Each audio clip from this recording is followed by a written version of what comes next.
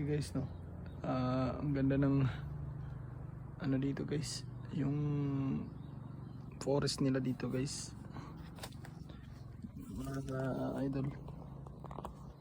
Tapos nakita natin parang may isang motor dito na nalaglag. Parang sinadyang nilaglag.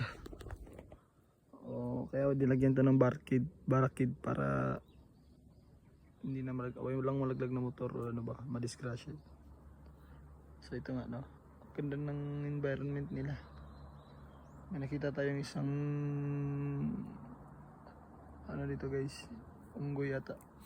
Ayan. Ay nago. Ito guys, uwi na tayo guys. Mga bilis guys, meron. Dito kami. Ay, mga pakalan sa unggoy sa naman.